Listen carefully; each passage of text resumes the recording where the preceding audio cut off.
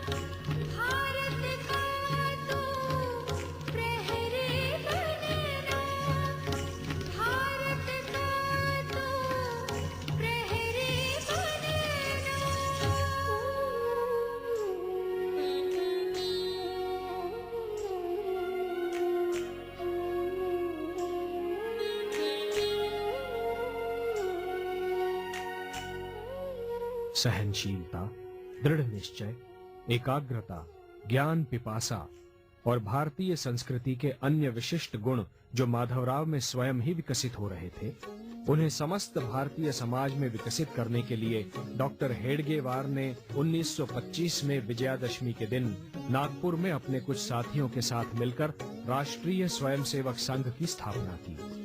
1931 में माधवराव प्राध्यापक के रूप में काशी विश्वविद्यालय वापस लौटे।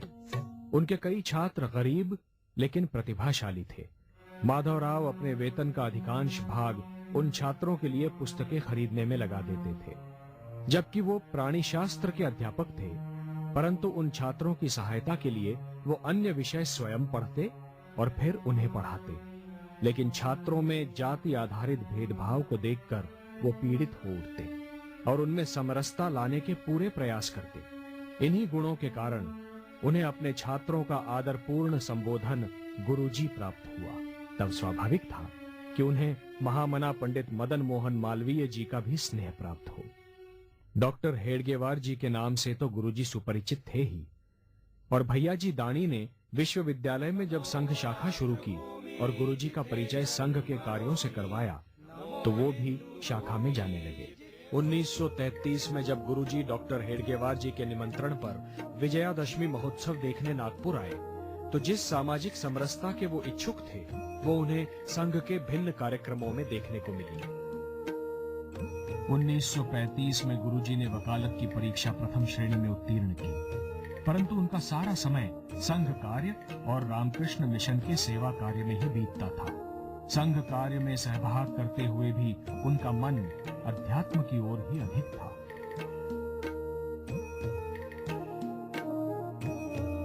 और उनकी इसी मानसिक अवस्था में उनकी माताजी ने उनसे विवाह की बात छेड़ी।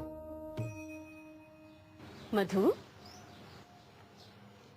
अब तुम 29 वर्ष के हो गए हो, विवाह कब करोगी? ये गोलवलकर वंश खंडित हो जाएगा पुत्र।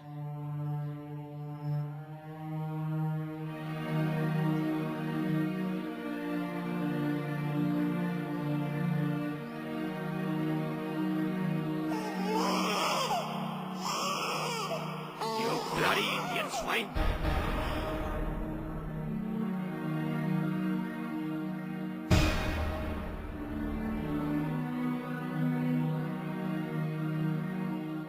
ॐ नमस्ते गणपतये त्वमेव प्रत्यक्षं तत्त्वमसि त्वमेव केवलं कर्तासि त्वमेव केवलं धर्तासि त्वमेव केवलं भर्तासि।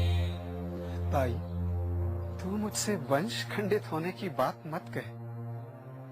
यदि मुझ जैसे अनेकों के वंश खंडित होकर भी इस समाज का कुछ भला होता है तो आज की परिस्थिति में ये आवश्यक है। ये कहकर गुरुजी अचानक किसी को बिना बताए गायब हो गए।